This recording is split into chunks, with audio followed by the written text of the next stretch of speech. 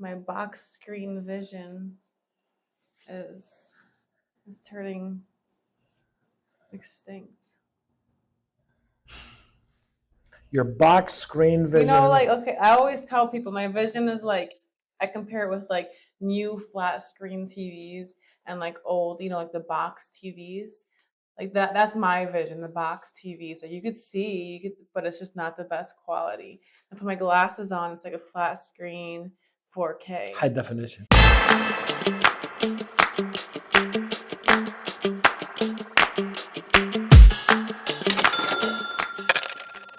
Hi, my name is Jolisa Gonzalez, and this is Sammer Halal. Today we are coming from Beechwood, Ohio, and we are going to be talking about ways in which you could manage your savings accounts and your investment accounts. So when it comes to savings account, people just think that you just throw money in there, here and there, whatever. It doesn't really have any planning, or does it? Yeah, I mean it's important to maintain your liquidity as you need it. So I would say that periodically, maybe once a quarter, you need to go in and take a look at your budget and ensure that your budget is as you expected it or as you originally written it. And then if there's any changes up or down, you need to make those adjustments. That will help you in the second step, which is where you would go in and ensure that you have enough liquidity to cover about 6 months worth of expenses. Okay, so that's an important step in how you manage savings account. So when it comes to managing savings account, it's really you assessing your liquidity needs, if you will. So I think it's important for you to go in monthly or quarterly and look at your budget and ensure that you are on budget and that there's no inconsistencies. If there are, maybe you want to make some adjustments to the budget the way you have it up or down, and ensure that you have enough liquidity for about 6 months worth of expenses. It's important to keep in mind that some expenses we don't pay every month. Some expenses may come once a year or twice a year. So how do you budget for those? Well, I think it's important for you to be funding towards those expenses on a monthly basis. Let's say hypothetically you have a real estate tax bill that you get once a year for $1,200, and let's say you get it in July and you pay it in July, right? That means starting in August, the very next month, you should be applying $100 into that dedicated account. So by the time next July comes, you have $1,200 ready to be paid onto that bill. So you're not having to take a big chunk out of your savings just for that one bill. And I would do the same thing for everything else, whether it's Christmas season, where we do a ton of spending, whether it's potential putting new tires on the car every couple of years or whatever. So I would look at all those expenses and ensure that we're contributing, accounting for them on a monthly basis and contributing for them on a monthly basis. A lot of people, when they have to go pay their taxes or they need a new roof or something like that, and they either have to take a big chunk out of their savings account or put that on their credit card, it hurts. Where with your suggestion, if you put money, a little bit of money aside each month, that's going to hurt a lot less than if you have to pay that big chunk at the end. So first thing you do is you assess your liquidity. What would you suggest for people to do next? Very good question. So after we assess our liquidity and we understand how much we need and we ensure that we have that in liquid format, it could be a money market account or a savings account. If we do happen to have excess liquidity, so let's say we have a few $1,000s that are more than what we need, and we think we're not going to need them for a year or for maybe 6 months from now. Maybe instead of leaving them in savings, maybe it would make sense for us to lock in rates for longer and put them into a short-term CD type of deal, 6-month CD, 9-month CD, or maybe a bond or something to that extent. If we have excess liquidity that we don't think we're going to need for more than a year, maybe we're saving for a new roof, like you mentioned earlier, that we think potentially we need in 5 years, and we're starting to save for it. Maybe a different type of investment makes more sense for that. Maybe a longer-term bond, a longer-term CD, maybe a principal protected note. There's a lot of different options. So effectively, you're matching the investment to when the liquidity event is expected to happen. That makes sense, because instead of just throwing the money aside where it's not making any money at all, you might as well make that money work for you and have a little bit of more money put aside than what you intended in the first place. So piggybacking on that, what would you suggest to look for in savings accounts? So, I mean, we are in an interesting times right now, right? We are in a very interesting period where interest rates today are significantly higher than they used to be 2 years ago or 3 years ago. So back then we were making no money on our savings, so savings accounts didn't really matter. You just used your local bank and you set up a savings account if you needed one. Now that interest rates do matter, and you may be able to get a little bit over 5% on a money market or a savings account, I think it's important for you to shop around. There's a lot of banks out there. Some of them are traditional banks, some of them are online banks that are looking for your deposits, and they're willing to pay you more for them. So don't just settle for your local bank, and I would shop around for a better rate. Second thing is that a lot of times we tend to take the easy way out. So if we know currently we bank with XYZ Bank, and XYZ Bank, pay us almost nothing on our savings account, and it's because we have our checking there, and we have our mortgage there, and we have our automobile loan there. So they tend to, put this facade, and they tell you, hey, if you get this, and we're going to give you free checks, and we're going to give you no foreign transaction fees and things like that. They try to blind you with a bunch of benefits that really you're not going to use and don't really mean much to you. But then what they do is that they pay you very little in interest rate. So you need to reassess that sense of loyalty, because believe me, your bank doesn't have that sense of loyalty back to you. They will drop you in a heartbeat if they need to. So I would let go with that sense of loyalty and do what's best for you, because those rates do matter today. Yeah, honestly, I know so many people who have a savings account that's making them not even 1% in interest right now, and you can't do that right now. You need to take advantage of these high interest rates, because who knows how long they're going to last. I mean, at this point, we really don't know how long they're going to last. So we'll see what happens. But anyways, shop around. You could be losing out on thousands of dollars by just letting your money sit in that savings account you opened up, say, 5 years ago.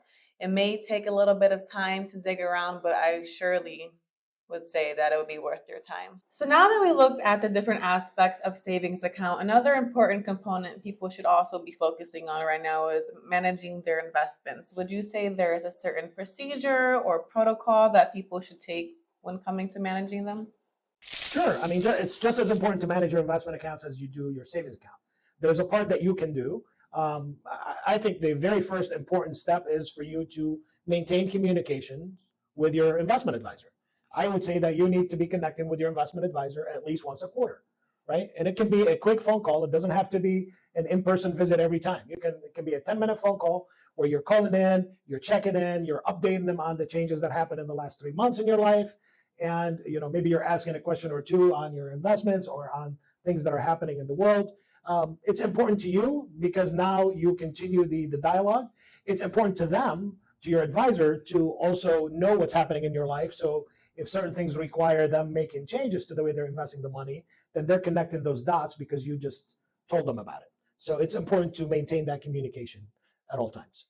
So I know you mentioned that people should be connecting with their advisors on a regular basis on life events, family things, all that type of stuff. But should you really be telling everybody everything? Maybe like I may not feel comfortable telling my advisor about certain things. How would you approach that situation? It's a very interesting question because I actually come across that quite a bit. There are people that feel that they want to maintain some level of privacy, so they don't feel like they need to be communicating everything with their advisor. I think that's a big mistake. A lot of times, there are certain things that are happening in your life that may have an implication on how your money is being invested today. And unless your advisor knows about it, which probably the only way they would know about it if you tell them, then they're going to maintain the status quo and not make changes that are appropriate in this case. Um, I think that this issue of maybe it's private or maybe it's not relevant. Let's say hypothetically, you have a child who got married a few years back and they just had a baby, right? So maybe that's something that you're too excited about, and maybe you think your advisor doesn't care about. But by bringing it to the table, your advisor may turn around and remind you that one of the options that you have is to start a college fund for your grandchild early, right? So there's a direct benefit there for you that maybe there's something that you didn't think about and you needed a reminder. And the only way they can remind you is if they know that you had a grandchild. If you feel that your advisor, or if you feel that there's some things that your advisor should not know about you, maybe you want to question yourself if you actually have the right advisor, because that may be an issue there if you feel that you need to withhold certain things. Yeah, I think you made a really good point because with some certain life events, there can be opportunities that become present, and that is a benefit. But also, I know Sammer just likes hearing about everybody's family. That's one of his favorite part of the job. Okay, so we have a good relationship with the advisor. We've spilled all of our guts. They know all of our deep and darkest secrets. What about the goals, the financial goals? You know, you set goals when you first started with your advisor, possibly, but you just set it and forget it. You just plan for 20 years and just leave it as is. How does that go? Obviously not. So, when you first started your relationship with your advisor, you said, I want to retire at age 65 or 66. I want to be able to buy a second house or whatever. You've listed a bunch of objectives or financial goals that you're building towards. It is very important that you review that once a year, because sometimes things happen in your life where now your goals may have changed, or now you have other things that are more important than what you thought was important before. Now maybe your children have gotten married and now they live with you in the same city you're living in. So now maybe you don't want to go into retirement and live in a different city. You want to be near the grandkids and stuff. So, it's important to revisit those goals. It's also important to remind your advisor to revisit the parameters that were set in the financial plan when we were planning for those goals. Meaning, 2 or 3 years ago, if we were setting up a plan for the future, we would have probably used a 3% rate of inflation, or maybe a 2.5% rate of inflation. And today, fast forward, probably a more relevant rate of inflation probably should be somewhere between 3 and 4%, I think, as you're planning ahead. Just because we were in this environment where inflation has done nothing for about 10 to 15 years, and now all of a sudden we are seeing the real side of inflation, and we don't expect things to get that much better. So it would be more relevant to ensure those parameters and make sure that they're updated to where they should be based on today's environment. So you keep on emphasizing the importance to meet with an advisor, review your goals, review your life events, but what about that one person on the radio that just says, "Oh no, you don't need to do that. Just rub your head 3 times, make a wish, and all your investment dreams will come true." Or what about Susan on TV that said, "If you close your eyes and put your little red boots together, you're gonna end up in the Wizard of Oz of money." Like, what is this? So unfortunately, there's a lot of so-called financial experts out there that are buying time, whether it's on the radio or on TV. You really need to be wary of these financial experts, or the so-called financial experts. You got to remember, they don't know you. They don't know your the details of your life and what makes you tick. So what they're trying to do is they're trying to use a very general scare tactic to get you to potentially either watch the full program so they can sell ads, or to buy their program if they're selling a book or if they're selling a tape or something like that. It's really important to remember that a good financial expert on TV or in an interview will always tell you to meet with your financial advisor who knows about you, knows about the details in your life, and work on things with them.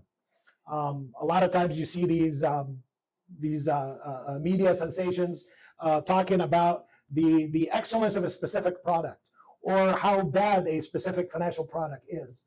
You want to be wary about that, because you have to remember all financial products at different times were created to cover a very specific need or to solve a very specific problem. You may not necessarily have that problem or have that need, so that product would not be relevant to you, but that doesn't make the product bad for everybody or good for everybody. So all of those general statements, anytime you hear a general statement like that, I would just turn it off. You can go for a walk and you do better for yourself with that time. When looking at your money, it's kind of similar as like your health. Are you going to go online and trust every single thing that you read and then believe that you're going to be dying in 6 months? Or should you go reach out to a doctor, let them know your symptoms, and then they're going to pretty much tell you that you just have a minor cold? So you want to trust the experts. Yes, there's some information out there that is good, but unfortunately, there's a lot of information out there that is not good. So while you're doing your research, you probably should do your homework. Wouldn't you agree? Absolutely, absolutely. As an investor, as a saver, you owe it to yourself to do your homework. So what does that mean? You should be trying to continuously inform yourself and learning. So read some books, read some periodicals that talk about various aspects of investments. As you read them, questions are going to pop up. Jot them down, and you can ask your advisor the next time you connect with them on the phone or in person. You can ask them these questions. You can also look for recommendations from your advisors for things to read. So they also may have pamphlets, or they may have specific resources online that may send you links where you would be having them do some of the work and sending you stuff that they know is relevant to you or relevant to your case. But you should always work on increasing your financial knowledge and being more of the know on what's happening. We all listen to the news all the time. Make it a point to listen to the business news as well. Whether you want to turn on CNBC for half an hour a day, or you're listening to the business news as you're getting the rest of your news. The world is connected. What's happening in Japan will have an impact here, and so on and so forth. So it's important to know overall what's going on, and continue to work on ourselves to increase our knowledge in the financial sector or in the financial matters. And I know this stuff could be very dry. For people like Sammer, he just probably gets so excited reading about all these different things. But I know that there are some things, at least to me, that just can be very bland. But the good thing is that in the day of the internet, there are a lot of reputable sources out there that kind of make things a little bit more interesting to read about or listen to. So do your research, find good places that talk to you specifically, and just make sure. Or ask us, and we'll tell you. Also, speaking of things being dry, our stuff isn't dry. So we have vlogs and podcasts and videos. We get straight to the point, and then you could ask us directly about the questions. So, ending on that note, do you have anything to say? Have a wonderful day. Hammer time is over. Bye-bye. Bye, Olivia. You're not here.